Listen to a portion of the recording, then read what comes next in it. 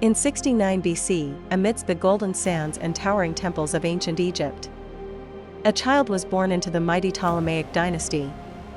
Her name, Cleopatra VII. But unlike the pharaohs before her, Cleopatra's throne was not guaranteed.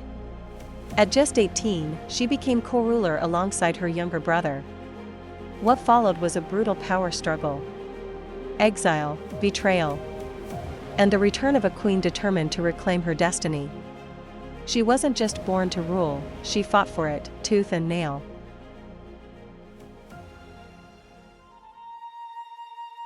History often paints her as a seductress. But Cleopatra was far more than a beautiful face. She was fluent in at least 9 languages. She was the only Ptolemaic ruler to speak native Egyptian. She studied astronomy, medicine, philosophy, and held open debates with scholars. She knew how to wield charm. But her true weapon was her mind. She ruled not through fear, but intellect and diplomacy. To her people, she was Isis incarnate. To her rivals, a political force to be reckoned with.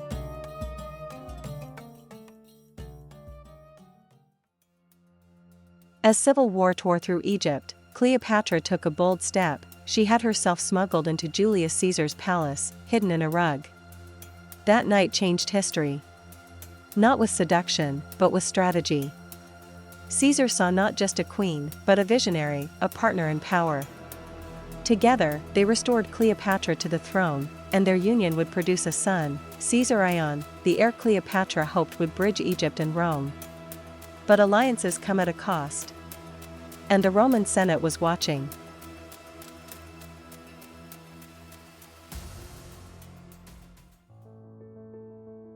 Years later, fate brought her another Roman giant, Mark Antony. Where Caesar was strategy, Antony was fire.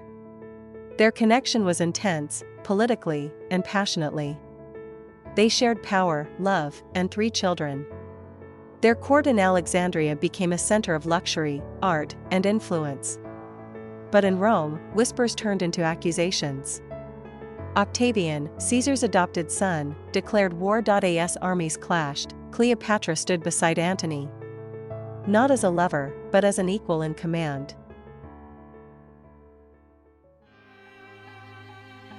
The Battle of Actium was a disaster. The Roman navy, led by Octavian, crushed their forces. Antony, believing Cleopatra dead, fell on his sword.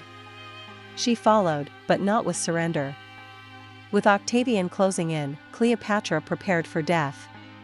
In her royal robes, crowned in gold, she took her final breath either by poison or the bite of a serpent. She would not be caged. She would not march in chains through Rome. Her death was her last act of defiance.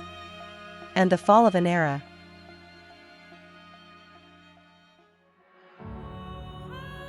Centuries have passed since Cleopatra walked among the pillars of Egypt. But her legend still burns. She defied male empires. She ruled as a woman in a world of men. She used wisdom, diplomacy, and courage to protect her people and her power. Some call her a temptress. Others, a genius. But all agree, she was unforgettable. This is not just the story of a queen. It's the story of resistance, of brilliance, and of a woman who carved her name into eternity.